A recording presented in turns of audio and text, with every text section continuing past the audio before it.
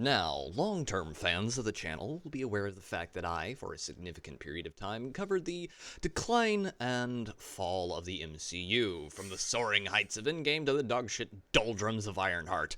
I have watched as this franchise has descended slowly into senility, like an aging rock star, ever insistent upon its own relevance, while the rest of the world has moved on and really wishes they would too.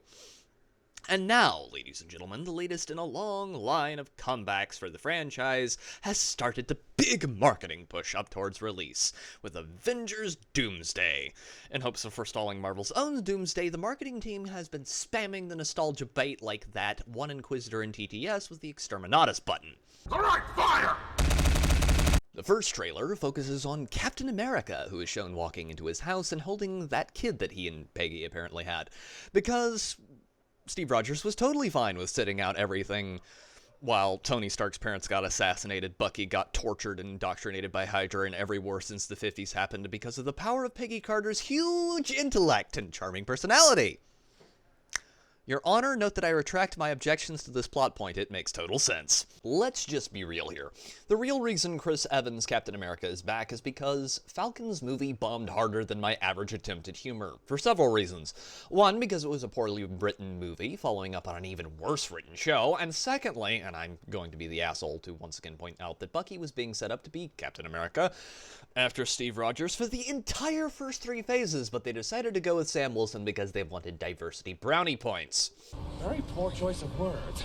And now that the MCU's more diverse rebranding has failed, they have come crawling back to the characters that actually worked. And hey, if Chris Evans gets a good paycheck out of it and can keep his fucking mouth shut about politics while doing whatever amounts to press for this film, more power to him. The next trailer they dropped was for a character that quite frankly has been fucked up almost more than any other. We must do something. You cannot come to the audience. And that is Thor, who right up until Ragnarok was at the least a fairly sincere character whose entire arc was becoming the king of Asgard. But after Endgame, he's been relegated to the deconstructed to appease some mean-spirited shitbag bin. And like every one of these trailers, they're cranking the nostalgia knob till the damn thing comes off, and so instead of Thor the joke, we're getting the Thor from Infinity War, which quite frankly is incredibly refreshing. But I do not trust it any more than I would trust Michael Vick to sit my dog, because Marvel in its current state has done everything in its power to deconstruct and demythologize every one of the heroes that made it a great franchise in the first place. But just like Captain America, they need an actual character that can pull in real numbers. So, White Boy Summer it is then! And lastly, for now, boys and girls, we have the X-Men trailer. And while I will take every opportunity to see Jean-Luc Picard and Gandalf have a good time together, I would like to point out that these gentlemen are so old that their arthritis has arthritis. What is the setup for any of this? Are we going to get a flashback montage that sets all this up in 15 minutes like in Lord of the Rings? Or are they just going to be like, now fight? The last time we saw Professor X, he was getting his neck snapped in Doctor Strangemom, and I think the last time we saw Ian McKellen's Magneto was in Days of Future Past, nearly a decade ago. Are they gonna do yet another, this is the send-off for the old X-Men guys, we promise, thing? Or are they gonna have these two walker racing around the sets of MCU X-Men movies for the next half-decade? Who knows, maybe they'll fucking give them the Peter Cushing treatment and... You know what, goddammit, I have got to stop giving them ideas. Now, I don't mean to get off on a rant here, but this film's marketing feels a little like what happens when that chick who was hot enough to win Miss Universe 30 years ago is still convinced that she's all that after she's had more plastic implanted than Adam Jensen from Deus Ex and has had more facelifts than Skyrim has had re-releases.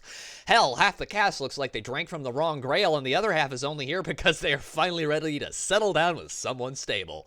The directors are here because they came to the latter realization after their other movies didn't do so good, and while we are on the topic of failing genres, I will continue to argue that superhero fatigue is real and it's fucking here.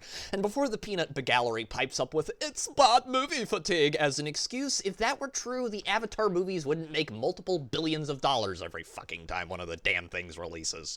However, on a more serious note, to explain this in the simplest way possible, it's called superhero fatigue because since Endgame, the gross product of Marvel has been, with few exceptions, dog shit.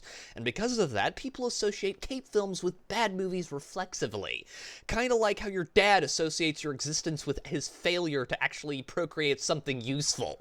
And while I hope I'm wrong, because the MCU being good again would be fucking awesome, I do not think Doomsday saves the MCU. Will it succeed with that many cameos? Probably. Will it have a long-term effect on the franchise in a positive direction? Maybe, if Kevin Feige's comments about doing their part for the DEI gods was actually genuine, but people say shit all the time, and the actions of the MCU thus far shows that they have no intentions to actually fix their shit. If you watched Ironheart, you know. So no, I don't think that Doomsday will be the savior of the MCU. But maybe it'll be a success, and maybe it'll set the franchise on a slightly less catastrophic and horrifically depressing trend. So, for now, ladies and gentlemen, that's all I've got for today. Until next time, this has been Pete, the Radical Nerd, signing off. That was the plan. Not a great plan.